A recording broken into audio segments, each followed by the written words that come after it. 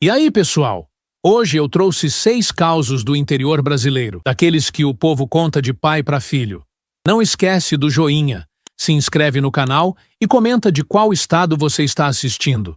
Vamos aos causos. Olha, vou contar agora um negócio que aconteceu comigo quando eu morava com minha avó Benedita, lá no sítio dela, perto de Olímpia, interior de São Paulo. Eu devia ter uns 12 anos na época. Minha avó criava galinha no quintal. Tinha umas 20 cabeças, todas pintadas, vermelhas, brancas, galinha comum mesmo. Toda tarde eu que ia recolher elas para o galinheiro, porque de noite aparecia raposa, gambá, essas pragas que comem galinha. Um dia chegou uma galinha preta no meio das outras. Preta que nem carvão, bico amarelo, olho meio esquisito, diferente. Minha avó achou estranho. Perguntou para os vizinhos se não tinha perdido galinha, mas ninguém conhecia aquela bicha. Deve ter vindo de longe, falou minha avó. Vamos deixar ela aí, coitada. A galinha preta era esquisita, sabe? Não misturava com as outras, ficava sempre meio afastada e tinha uma mania. Toda vez que alguém ia morrer na redondeza, ela subia no poleiro mais alto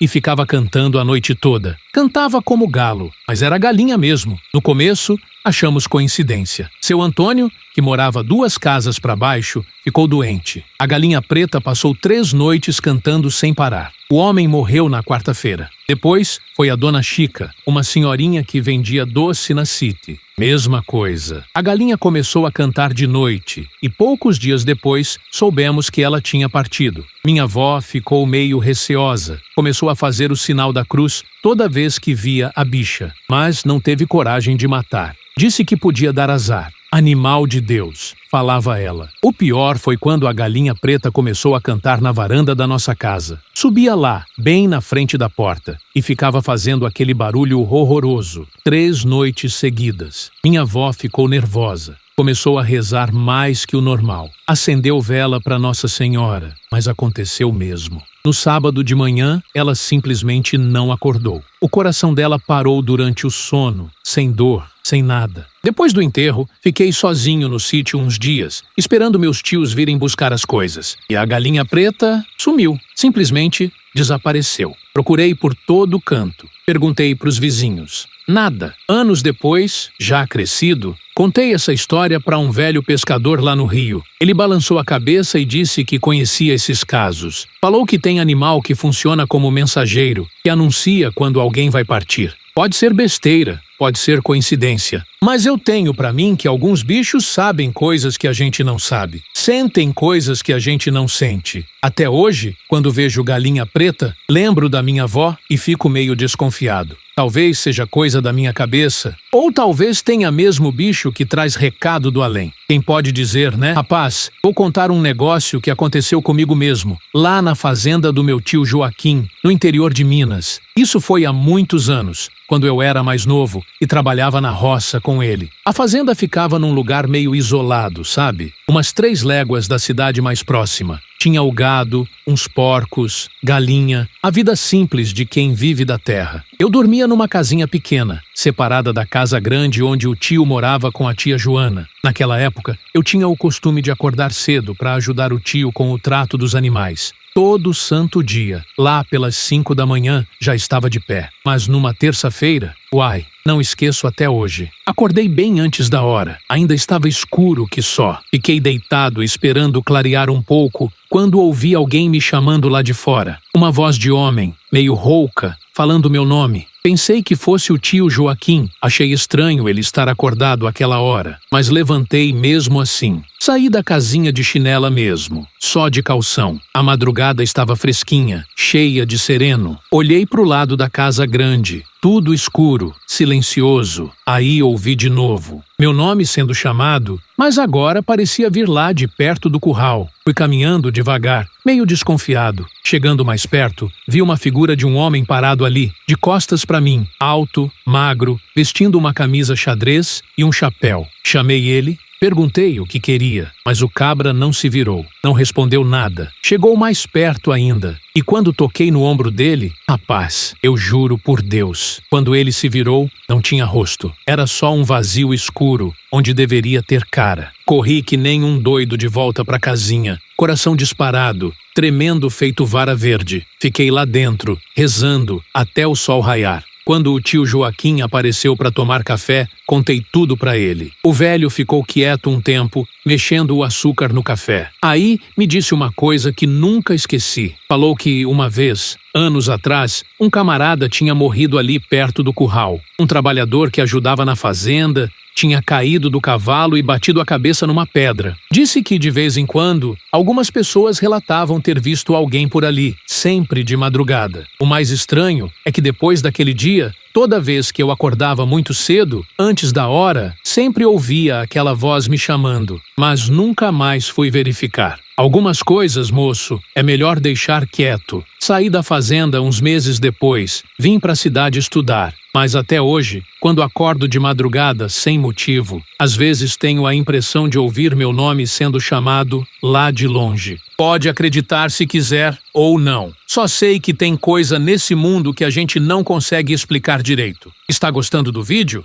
Clique no botão de gostei e no botão vermelho de se inscrever para ajudar nosso canal. Comente também algum caso que aconteceu com você. Agora vamos para o próximo caso. Esse aqui é um caso que aconteceu comigo quando eu tinha uns 15 anos, lá na propriedade do meu padrinho, no interior do Paraná. O sítio dele ficava numa beira de rio, um rio bonito, cheio de peixe, place perfeito para pescar. Eu gostava de ir pescar no final da tarde, quando o sol estava se pondo. Tinha um lugarzinho que eu conhecia bem, uma curva do rio onde sempre dava traíra, lambari. Ficava debaixo de umas árvores grandes, lugar fresquinho, sossegado. Numa tarde de domingo, estava lá pescando quando vi uma moça na beira do rio, do outro lado. Moça bonita, cabelo comprido, vestido claro, estava lavando roupa numa pedra grande. Achei estranho, porque não tinha casa por ali, era tudo mato fechado. Fiquei observando ela, meio curioso. A moça lavava a roupa devagar, cantarolando uma música que não conseguia entender direito. De vez em quando, olhava na minha direção e sorria. Sorriu e acenou, fazendo sinal para eu atravessar o rio. Pensei em ir lá falar com ela, mas alguma coisa no fundo da minha mente me dizia para ficar quieto. Continuei pescando, mas de vez em quando olhava para lá. Ela continuava lavando roupa, mesmo depois que o sol se pôs e começou a escurecer. Quando finalmente resolvi ir embora, já estava quase noite. Olhei para onde ela estava. Não vi mais nada. Nem a moça, nem as roupas, nem rastro de que alguém tinha estado ali. No outro dia, comentei com o meu padrinho sobre a moça que tinha visto lavando roupa. O velho parou de mexer no café e me olhou sério. Perguntou onde exatamente eu tinha visto ela. Que horas, como ela estava vestida. Aí ele me contou uma história que me deixou arrepiado. Anos atrás, uma moça nova da região tinha se afogado naquele mesmo lugar. Foi num fim de tarde. Ela tinha ido lavar roupa sozinha e escorregou da pedra. Acharam o corpo dela 3 dias depois, rio abaixo. O meu padrinho disse que não era a primeira vez que alguém relatava ter visto uma mulher lavando roupa por ali. Sempre no final da tarde. Sempre do mesmo jeitinho que eu tinha descrito. Você fez bem de não atravessar, falou ele. Tem lugares que a gente deve respeitar, e esse é um deles. Voltei algumas vezes naquele lugar para pescar, mas nunca mais vi a moça. Às vezes, quando o vento balançava as árvores, parecia que eu ouvia aquela canção que ela cantarolava. Mas pode ter sido impressão minha. O que sei é que nunca mais pesquei ali sozinho. Sempre levava alguém comigo, ou então ia para outro lugar. Tem certas coisas que a gente sente no peito, um avisóizinho interno, sabe? Dizem que os mortos, às vezes, ficam presos nos lugares onde tiveram fim, fazendo as mesmas coisas que faziam em vida. Se é verdade ou não, não sei. Só sei que naquela tarde vi alguma coisa que não conseguia explicar direito. E até hoje, quando passo perto de rio escuro, lembro daquela moça de vestido claro, lavando roupa numa pedra, e do sorriso delicado que ela me deu antes de sumir na escuridão. Esse aqui foi um caso que aconteceu comigo e meu compadre Lindolfo, lá numa fazenda abandonada no interior de Goiás. A gente tinha ido caçar tatu coisa que fazia sempre nos fins de semana. Essa fazenda era de um tal de Coronel Sebastião, que tinha morrido fazia uns 3 anos. Os herdeiros moravam na capital e deixaram tudo largado. A casa grande estava fechada, mato crescendo no quintal, cerca caída, lugar meio assombrado, como o povo dizia. Chegamos lá cedinho, ainda estava meio escuro. Estacionamos a caminhonete na entrada e fomos caminhando com as lanternas e os cachorros. Meu compadre levou 2 vira-latas bons de caça. Eu levei meu Rex, um cachorro misturado que era um achado para caçar. Começamos a procurar buraco de tatu nas proximidades da casa. Foi quando ouvimos um latido diferente, vindo lá de dentro do quintal da fazenda. Um latido meio rouco, mas forte. Deve ter mais cachorro por aqui, falou o Lindolfo. Os nossos cachorros ficaram inquietos, orelha em pé, fungando o ar. O Rex começou a chorar baixinho, coisa que ele nunca fazia. A gente chegou mais perto da casa e viu um cachorro grande, preto, sentado na varanda. Bicho bonito, parecia ser de raça, bem cuidado. Estranho era que não parecia abandonado como tudo ali ao redor. O pelo brilhando, gordinho, saudável, e ficava ali parado, só olhando pra gente. Tentamos chamar ele, estalamos os dedos, mas o bicho não saía do lugar. Nossos cachorros ficaram mais agitados ainda e de repente saíram correndo em direção ao mato, com o rabo entre as pernas. Nunca tinha visto eles assim. Vamos deixar pra lá, falei pro Lindolfo. Vamos caçar em outro canto. Fomos embora, mas o tempo todo sentia que alguém estava nos seguindo. Olhava para trás e não via nada, mas a sensação continuava. Depois de umas 2 horas, desistimos da caçada e voltamos para a caminhonete. Quando chegamos lá, o cachorro preto estava parado bem ao lado do nosso veículo. Mesma posição, mesmo jeito, como se não tivesse saído do lugar. Mas como ele tinha chegado ali, se a gente tinha visto ele na varanda? O Lindolfo ficou meio nervoso. Ligou a caminhonete rápido e saímos dali. Pelo retrovisor, vi o cachorro ficando para trás, mas não se mexendo, só olhando a gente ir embora. No caminho de volta, paramos num boteco para tomar uma e comentar o que tinha acontecido. O dono do bar, seu Cícero, conhecia todo mundo da região. Quando a gente contou sobre o cachorro preto na fazenda, o velho ficou sério. Vocês viram o Duque, falou ele. Contou que o Coronel Sebastião tinha um cachorro de estimação, um Doberman preto que chamava Duque. O bicho era a coisa mais querida do velho. Quando o coronel morreu, o cachorro ficou 3 dias uivando na varanda, sem comer, sem beber. No 3º dia, acharam ele morto de tristeza, no mesmo lugar onde o velho gostava de sentar. Desde então, disse o seu Cícero, tem gente que vê o Duque por lá, sempre do mesmo jeito, sentado, esperando o dono voltar. Saímos do bar meio pensativos. O Lindolfo brincou que devia ser outro vira-lata qualquer, mas eu vi no olho dele que ele não acreditava nisso. Tempos depois, soube que demoliram a casa da fazenda. Disseram que desde então, ninguém mais viu cachorro nenhum por lá. Parece que o Duque finalmente achou o descanso que procurava. Animal, meu amigo, é bicho que tem sentimento igual gente. E quando ama de verdade, nem a morte consegue separar esse amor. Pelo menos é o que eu acredito, depois do que vi naquele dia. Vou contar agora um negócio que aconteceu comigo quando eu trabalhava numa usina de açúcar, lá no interior de São Paulo. Isso foi há muitos anos, quando eu fazia turno da madrugada, aqueles serviços pesados que só quem já trabalhou sabe como é. A usina ficava meio isolada, rodeada de canavial para todo lado. De noite, aquilo virava um breu danado, só clareava com a luz das máquinas e os postes da avenida que cortava o meio dos talhões. Tinha um trecho da estrada que a gente sempre passava para ir trabalhar. Uma reta comprida entre os canaviais. Ali perto, numa curva, tinha acontecido um acidente feio uns meses antes. Um caminhoneiro que trabalhava conosco, o Nestor, tinha capotado o caminhão numa noite chuvosa. O coitado do Nestor era gente boa, pai de família, sempre alegre. Morreu na hora, pobrezinho. Depois disso, ninguém gostava muito de passar por aquele trecho de noite. Dava uma tristeza no peito, sabe?